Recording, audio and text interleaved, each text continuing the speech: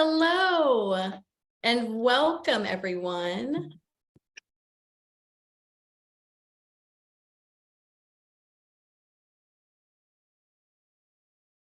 Welcome. We're so glad you've joined us as we hit the road for Native Plants at Noon this month. I'm Sydney Ross, Outdoor Education Manager for Deep Roots. We have a great broadcast for you today with lots of exciting announcements. I'm excited you all joined us as we explore Wildcat Glade with MDC Naturalist Jessie Ballard. But before we begin, I'd like to let you all know about a couple of upcoming opportunities.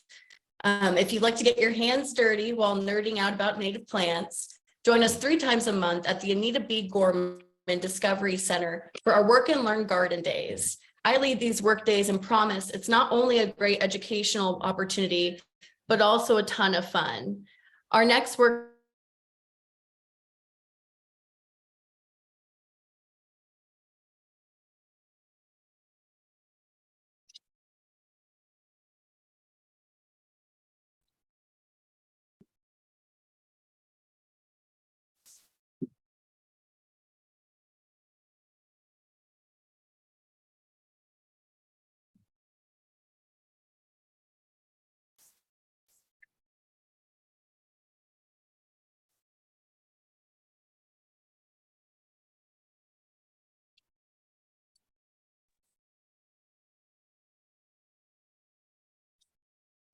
Folks, it seems that we've lost Sydney with her connection.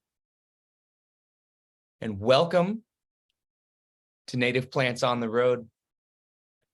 Given our technical glitches, I'm going to take the privilege of introducing MDC Naturalist Jessie Ballard. Jessie, you want to go ahead and come on screen here? Welcome, Jessie. We're excited to have you here, and we're really looking forward to presenting a video that you were kind enough to put together with your team, where we actually get to see some of the most wonderful plants that were present on Wildcat Glade. After the video concludes, we'll all come back on, and we'll be able to share some questions and answers with everybody.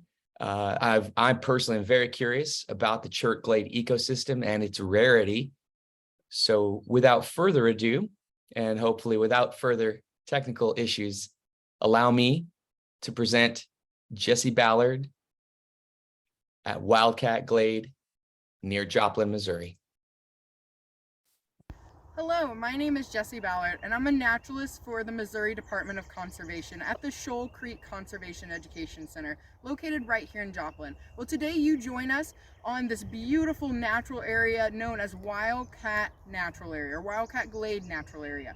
This glade is pretty unique to Missouri. Although that word and that habitat might be very familiar to you, our glade here is going to be a little bit different because it is a chert glade. There are only about 60 acres of chert glade left throughout the world, and most of it you're going to find right here in southwest Missouri.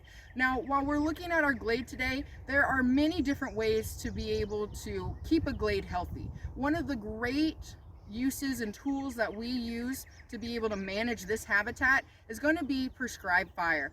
Throughout our walk today, you may actually see some evidence of prescribed fire, and there's going to be other areas you'll notice that we haven't quite got some prescribed fire on quite yet. As you'll notice, even behind me, there are some trees that are encroaching onto the glade, and that is something that we see in glade habitats throughout Missouri, which is one thing that we try to be extra familiar and careful about with our glade habitats. But all that aside, let's go ahead and explore some of the flowers today. So come on with a walk with me. So as we're walking this way, you are going to see some other plants along the way, but we wanted to highlight some of our favorites on the glade.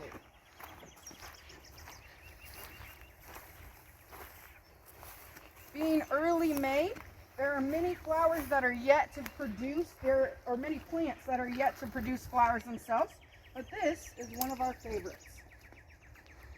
So as we're looking here, this is wild hyacinth. There are a couple different species that you may see throughout the state, but this is one of those really great plants for pollinators. You're going to notice a lot of activity as we're standing here looking at these plants. These wild hyacinth have a raceme, in fluorescence, so their flower arrangement is going to be a little unique, a little different than some of the other flowers you may see on the glade today. These pale blue to almost purple looking flowers, again, are very important for pollinators. You'll also notice as you're looking at the leaves, they almost look like a grass-like plant. Those flat, broad leaves allow them, as an early blooming glade species, to get as much sun as they possibly can to be able to put their flowers out into the world for pollinators fairly quickly. That's not the only plants, of course, that we have on the glade, so let's go take a look at another one. So just around the corner here, we have one that's very unique, not only to glades, but to Missouri itself. So we have one cactus that is native to the state of Missouri. That cactus is the prickly pear cactus, like you see here. That prickly pear has two sets of spines. The first set is that very large, tall spine that you're able to see pretty easily. Now, most people avoid those spines. It's actually the second set of spines, the teeny tiny ones that almost look like brown, tiny hairs all throughout the plant, which is why Blue from the Jungle Book always said you have to be careful to pick a prickly pear with the claw instead of the paw. While you don't see it right now, these prickly pear cactus will eventually flower these beautiful big yellow flowers. Those flowers, once pollinated, will turn into an edible fruit, but again, you have to watch out for those spines. Now we're going to continue on and look at a few other plants as well. Now this one was a little bit different with our prickly pear cactus on the leaves themselves, because each one of those cactus leaves are those flat pads, so they look a lot different than maybe some of the other plants that we get to see around. But that is definitely one of those characteristics of a cactus that you're able to note from some of our other plants that we see here on the glade. So let's go ahead and walk a little bit further and take a look at some other ones that we may get to see.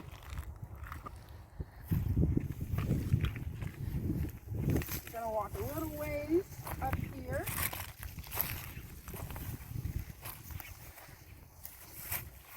And take a look at these ones.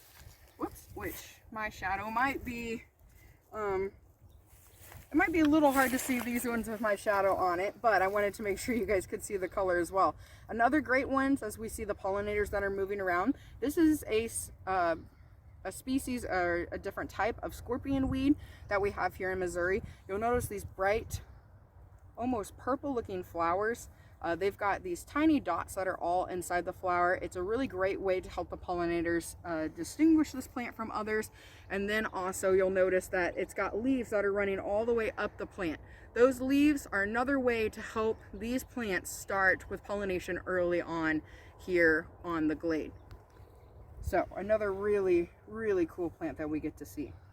You'll notice that there are a lot of terminal buds that we have here, although they do branch off on that plant. So another one of our wonderful glade plants that we have here. So let's go ahead and take a look at another one.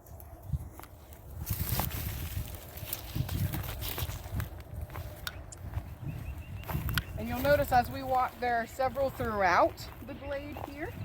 But we are going to go to a species of plant now that you can see in a variety of different places, but we're getting to see it right here on the glade today. So if you are a plant lover, you're very familiar with the plants that are at my feet. So these plants that you see right here, of course, are milkweed. So we get milkweed throughout Missouri and in a variety of different species, but this milkweed has not flowered yet. You can see the structure. It's known as milkweed because of milky sap or latex that it produces.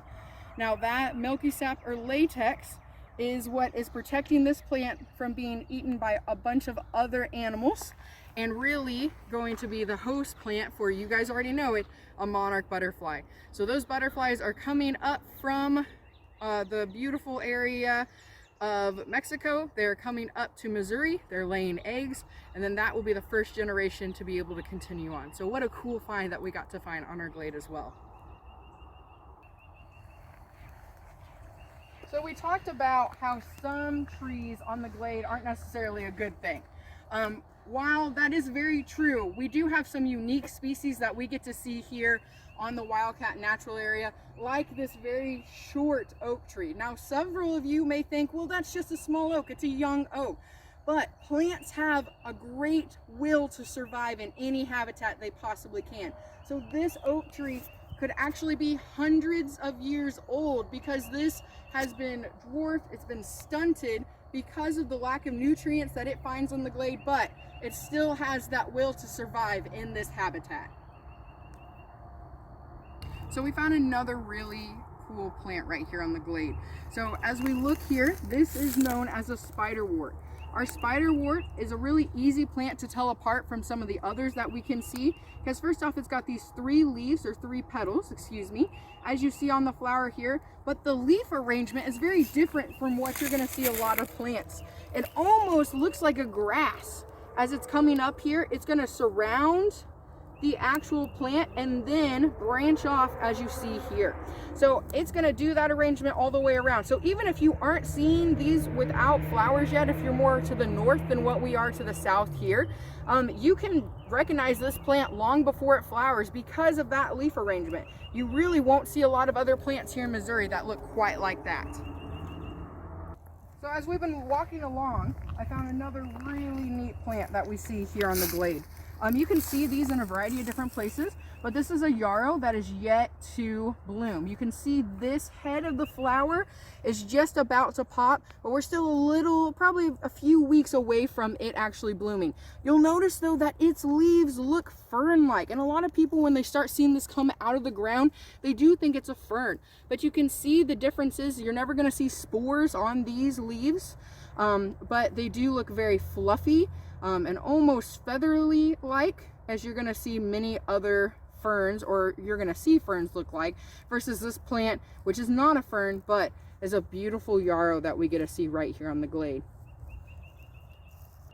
So we've been walking along Wildcat Natural Area, and we've come to an area where you get to see more of the Chert glade outcroppings, and we're also on the hunt for a really special plant that we get to see right here on the glade. We haven't found it quite yet, but we wanted to point out some of the out and rock croppings that we get to see right here in Wildcat Glade and the natural area. This is typically what you would have seen 50, 100 years ago, what the settlers would have come here once upon a time and been able to see through this area. You're going to see more of this really diverse rock outcropping that really gives a great name for that glade, and also shows a lot of the plants and how hard they have to work for nutrients right in this area. So we found another patch of cactus that's a little further along than the first bit of cactus that we looked at earlier. So again, this is that prickly pear cactus. One of the ways that these are going to propagate throughout the glade and the other habitats that they live in is actually through teeny tiny pieces of the cactus that have those spines that are attached to them that will then hold on to anything that passes by them. Those tiny pieces of plant will then grow, once they find a nice place to live, grow into a brand new cactus. Now, any kind of animal, human, anyone passing by could pick up those cacti pieces and then spread them throughout this glade. And that's why we get to see some outcroppings in a variety of different places. But I wanted to highlight this so you guys could see, since this one is a little further along. So we found another unique plant right here to the glade. While cacti are going to be one of those that have a unique leaf pattern, there are also other plants that we get to see. So surrounding me, right below my feet at the moment, is something that we're going to be calling sedum. It's also known as a stone crop. There are a variety of different ones that we can see throughout the state and on different glades that you can see across Missouri. So this one is a really unique one that we get to see right now. It is one of those diverse looking plants, again, since it's known as that sedum. Succulent may be one if you are more of a houseplant person you might be a little bit more familiar with. They are known as succulents because their leaves hold a lot of water or moisture, and that allows them to go long periods of time without having a lot of water altogether. So you'll notice that some of these leaf shapes are going to be a little bit more plump than several of the other leaves that we've been exploring with other natives right here on the glade.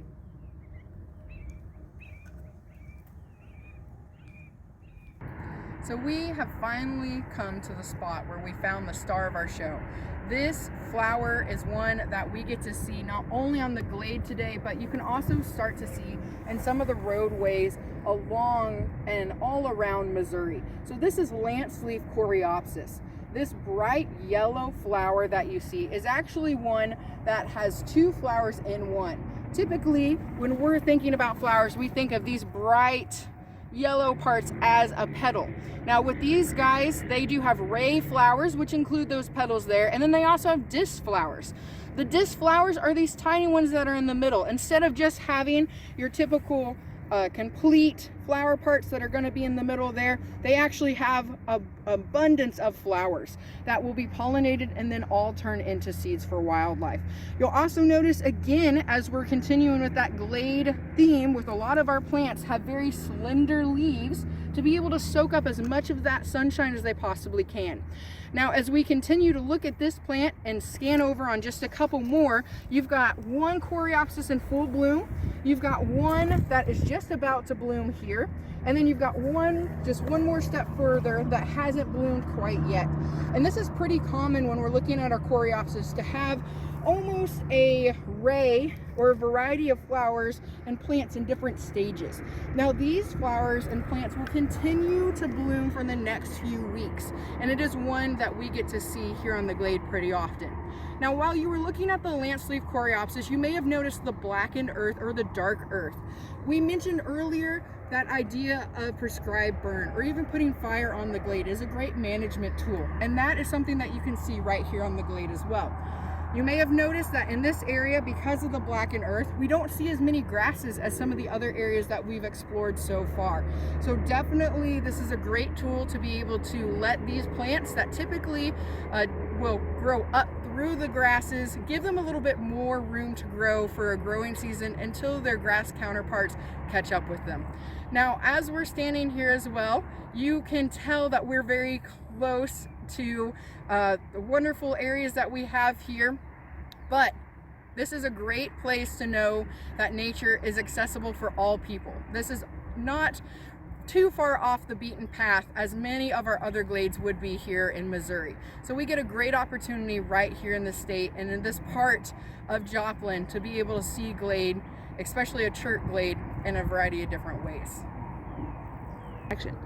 Well, thank you all so much for joining us here at the Wildcat Glade Natural Area. We were so excited today, and I was so excited today to be able to share with you all our very unique natural resource here in Joplin. When it came to the different plants that we got to explore, we got to see that wild hyacinth blooming in that raceme pattern in a beautiful angle. We also got to see our prickly pear cactus, one of those really unique plants that we have here in Missouri, considering it's our only native cactus. We also got to see yarrow, that fuzzy plant that almost looks like a fern, but of course is a plant all on its own. We got to see our stone crop, also a sedum. So a good variety of different plants. And of course, the last one we got to take a look at, the star of the show, was that lance leaf coreopsis. So as you continue to explore glade areas throughout the seasons, you're gonna notice that we're pretty early on many of our native wildflowers that are here at the glade that are starting to bloom. As we continue to get into the hotter months, the more summer months, you're gonna get to see a variety of different flowers that are coming up. So things like our cone flowers and many other species are going to be a really fantastic variety. So I highly encourage each and every one of you, if you have a glade near your area or if you happen to be close to Joplin, to definitely come on down, join us, and explore the glade in your own neck, in the own neck of your woods, to be able to see what's going on. Those habitats are so unique and are very different than a lot of the ones that we get to see right here in Missouri. So go explore. Of course, always safety first. Bring your hat and your water bottle as you've seen me carry around today. And I hope you guys have a wonderful time getting outdoors and getting to explore nature as well.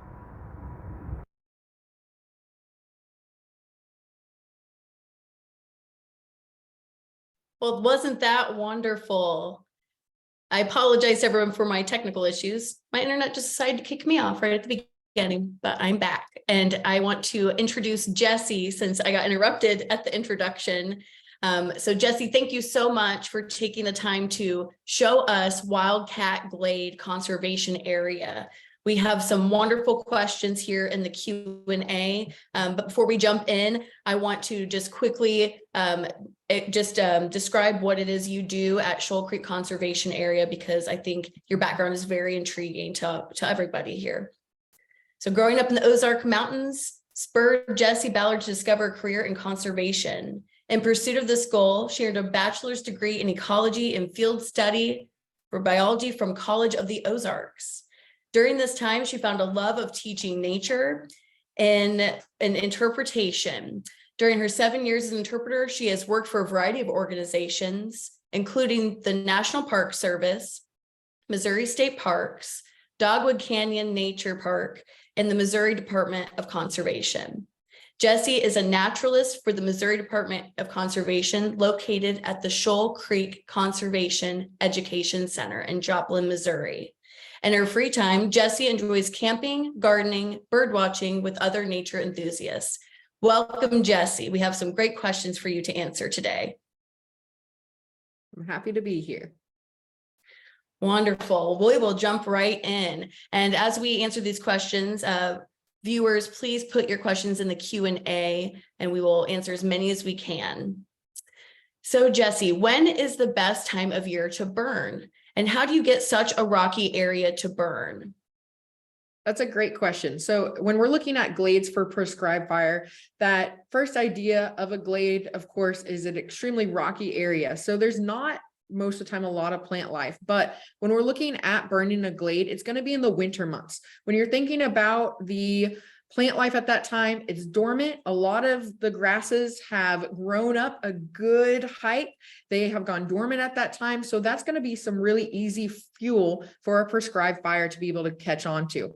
Now, not all areas and not all glades are going to burn the same. If you have an area that's going to have a shorter fuel source, of course, it's not going to burn as well. So winter is definitely the best time when those plants are in a dormant stage to be able to put prescribed fire on the burns. And that's what we do in all the glade habitat that we have surrounding the center.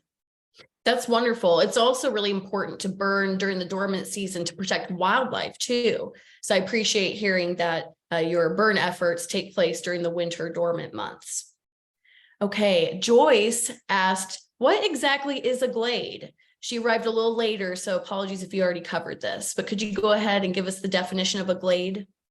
Absolutely. That's a great question, and it's not one I actually covered in the video itself. So for those of you who do not know what a glade is, it is a rocky habitat that has very shallow soils. Typically, you're looking at a slope that's going to be facing south or even a western slope, something that's going to get a lot of sunlight, does not have a lot of soil, and is very close to the bedrock. Because it's so close to the bedrock and has those large rock outcroppings, it means there's not a lot of places for plants to be able to survive. And not a lot of water stays there long term. And so that's typically what we think about as a glade. Now, different glades will be called different things depending on the bedrock that they actually survive on. So for example, here in Joplin, we have chert glades because the rock that all of our glade is based off of is actually a chert rock. But in some other areas, you might be more familiar with a limestone glade. And that's because limestone is going to be that basal rock for the glades that you see there. Thank you. That's really insightful. I feel like I just learned a ton about glades by watching your film here. So I really appreciate that insight you're offering to us. Okay, Kathleen is asking that if we were to take a field trip to Wildcat Conservation Area in May or early June, what native plants might be in bloom? So I'm assuming a lot of the plants that we saw today, but are there any others we can keep an eye out for? Absolutely. So the ones that we were looking at today would definitely be in full bloom at that point, or right at the end of the bloom if we're talking about wild hyacinth. But things like widow cross that we looked at, that was just the plant structure, they weren't in bloom yet. Those are going to be in beautiful bloom now all the way until June. We're going to have things like cone flowers that are going to start popping up all over glade habitats. You're going to have things like beard tongue and a variety of different species that'll start popping up as well. So May and June and even into July, if you can stand the heat out on a glade, because it is a very sunny area. So you have to watch out for that. But those are all going to be great months where we're going to get a variety of different plant species that'll continue to cycle through as the summer months continue on. That's so awesome. And being out in the glade and adjacent to prairies or even in a prairie, that's such a great time of year to visit, I think in June, especially. And yeah, if you are venturing out past that, get out in the early morning or at dusk so you don't get too hot out there. Okay, we have another question. When do prairie coneflowers come up and start blooming? And I'm guessing this is one of the coneflowers you were referring to just now, but firstly, I'm curious if you know which species of coneflowers you have at Wildcat Glade Conservation Area. Absolutely. We have, especially at the Wildcat Natural Area, we've seen at least 3 or 4 different species. So including ones like our Missouri coneflowers that we get to see out there. We also get the opportunity to see gray-headed coneflowers and yellow coneflowers out there as well. Most of them, you're just now starting to see the flower stalks, and you might, if it's early enough, depending on how much nutrients they got, some of them you're starting to see the flower heads and maybe a petal or two, but it's still a little bit early for them. So we're still looking about a couple to 3 weeks out until we're getting to see a variety of different coneflowers out there. Okay, very cool. This is an interesting question from Fawn Palmer. It is, I know about serpentine areas that have stony ground and soil laden with harsh minerals. Is chert known as barren? This is a term given to difficult farm places. Do you have any insight on that, Jessie? Yeah, that is a good point. And honestly, that's why we have some of these glade habitats that are still intact. Because if you think about back to Missouri before we had settlers here, there were so many other prairie areas that we used to see once upon a time. But farmers decided that those were good soils to be able to farm. So we don't have as many original prairies as what we used to. But that's a little bit of a different story when it came to glades. Because they were considered barren, not good soil, too rocky. In Southwest Missouri, we have a fun term that if you try to dig any kind of hole here in Missouri, you're going to garden for rocks, because that's what always happens here. And that's true for several other parts here in Missouri. But there are even rockier places, if you can believe it, which is why those farmers once upon a time called those areas barren, because it was too rocky, wasn't worth the effort to be able to put any kind of plants there that they were trying to grow at the time, crops that they were trying to help their families survive, which is a lot different than the native plants and animals that we get to see on our glades today. So absolutely, it would be something that people would call barren at the time, but as we saw in the video, it is full of life. It just wasn't quite what they were looking for back in the day. I love that. It's kind of like when people look at prairies and think that there's just nothing happening in there, when really there's tons of biodiversity, as you showed us today. I have another follow-up question from Fawn that's related to the serpentine barrens. Okay, so in Maryland, serpentine barrens, the plants there support, let's see here. Sorry, I'm trying to reorganize this. So the barrens in Maryland support a threatened leopard skipper. Is there a special butterfly or skipper at this particular chert glade? That is an excellent question. So not so much the butterfly aspect of it, but we do have a unique insect that you don't really see in other places. We have a lichen grasshopper, and this grasshopper is one that has adapted to its surroundings. Because these rocks, as you saw, they are covered in lichens and different mosses. And this grasshopper has adapted itself to blend in with the lichens. And we have such a cool opportunity to get to see lichen grasshoppers here on our glade, because you really don't see them many other places in the state, in the world. So it is such a cool insect that we get to see right here at the glade. So I'm glad that you brought up the skipper that you get to see in Maryland, but we do have a unique insect that use our glades as well. Ah, that's so cool. I love insects, and I especially love the idea of a grasshopper using camouflaging as lichen. That's so cool. I would say nature is awesome, right? Absolutely. Okay, I think we have time for one more question. David asks, is a bald the same as a glade? Memory from their hiking days. Yes, absolutely. So a bald is basically a glade, especially down in the Ozarks area. There used to be a whole troop of people called bald knobbers, and they got that name because they were named after the bare areas or a bald, what they would see up on the hill. And so that bald, while it isn't always a glade, most of the time, especially when the terminologies with the Ozarkians that came through here at the time, it was a glade in most circumstances, especially down in the Ozark Branson area. If you look across the landscape on some of these hills, that's where the original name, that bald, came from, because you would see a bald spot within the forest. And so there are a lot of areas that are balds that are also glades, but not everyone is. It's a Interesting. great point to bring up. Yeah, I like that. I've heard that term bald before, and bald knobbers. So I appreciate your insight there as well. Okay, well, I think that about does it for us today. Thank you so much, Jessie. We learned a ton from you today, and I appreciate our audience for piping up with their insightful questions. And thank you again just for making learning so much fun, Jessie. It's been great to get to know you and the Chert Glades at Wildcat Conservation Area. Thank you. You guys have a wonderful day. Thanks. And I want to thank you all for joining us. If you missed any of our episodes, you can find them all at deeproots.org. We record and post each one. While you're on our site, we would be grateful if you would consider making a donation to Deep Roots to help offset the cost of producing educational content. Have a wonderful day, and we'll be back here on June 15th as we return for the next one. Have a great day, and remember, what you plant matters.